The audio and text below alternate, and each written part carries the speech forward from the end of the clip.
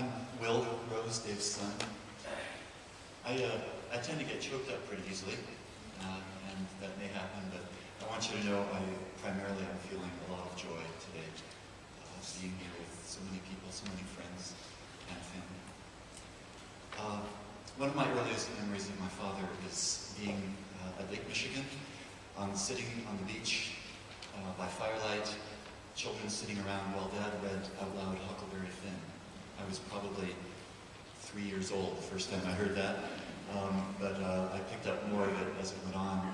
Our house was full of books. Dad loved literature, as Debbie said, and there was not a room in the house that didn't have a bookshelf in it somewhere, and with no television until we were maybe 14, or I was 14 years old or so, there wasn't much to do but read and sing and play games and be happy together that way.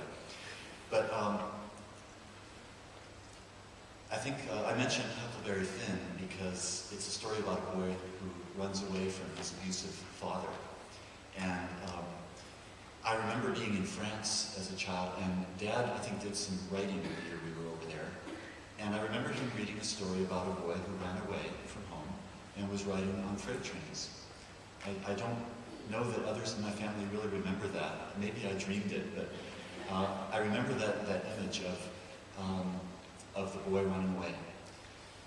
And I think there was something in my dad's spirit that wanted to be able to run away all his life and wasn't ever really able to. As a minister's son, as a minister, as a father, he was bound all his life by restrictions. And I think somehow at an early age I felt that and knew that it was part of my duty as a son to live out some of my dad's dreams. So the first time I ran away from home was when our dog Tebow was killed by a car when I was maybe 10 or 11, and I jumped on my bicycle and decided I was going to ride my bike to Lake Michigan, where we had been happy together. We were living in Boston at the time. But I just rode that bike over Windsor Hill and down the other side of the hill to Goshen, Massachusetts, and got as far as the highway entrance heading east or west towards Albany, and decided, really this is maybe a little bit beyond what I can do before dark. So I called home, and Dad drove over the hill, picked me up, took me to Friendly's, consoled me, and we went home. The next time I ran away, it was a little different. I was 14, I was miserably unhappy, I was being bullied in school, I was dealing with my gay identity that was emerging at the time that was very difficult for me to deal with. And my relationship with my father was often stormy, and it was hard for him, I think, in many ways to deal with a teenage boy, with an adolescent boy going through troubles. I ran away from home, again in Boston, and hitchhiked, decided this time I was going to head for California. And got as far as Erie, Pennsylvania when I got in the car I was riding and got pulled over, and I spent a night in jail waiting for my father to come pick me up. I thought being in jail was actually pretty cool, and probably a lot better than what was going to happen when Dad came. But as it turned out, my father was all forgiving, proud of me as heck for having gotten so far. Through a blinding blizzard, I might add, on the New York State Thruway, which happened all night. The third time I ran away from home, I was serious about it. And I managed to stay away for about 2 weeks, but I was kind enough after the third day to give a collect call home and let my parents know that I was alive, so they didn't need to worry about me.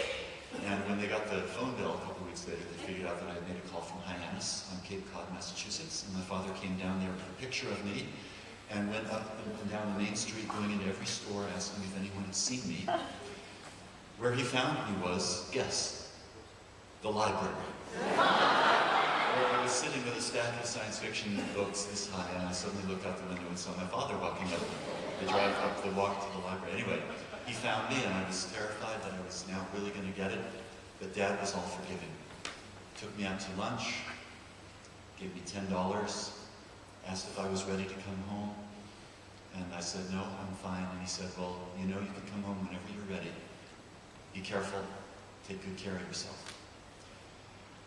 And I mention those stories because those were some of the hardest times of my life, and during some of the most difficult relationship with my father, who was not an easy father in many ways for all of us in various times. But the thing about Dad was that when a crisis came, he was there.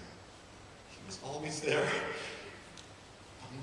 And I think that what it comes down to is that my father recognized that the thing that would get you through a crisis over and over again was to remember the love, to come back to the love at the heart of it all.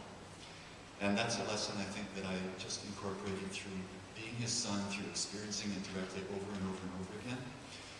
And that in my own ways I bring into my teaching, into my life with my partner, Warren, who's here with me today, and into our family, where we also struggle at times. And so I guess I just want to leave you with that Dave really lived love. And even though he was not a perfect man, when push came to shove, he knew what was important and how to connect with that, and connect with that in other people.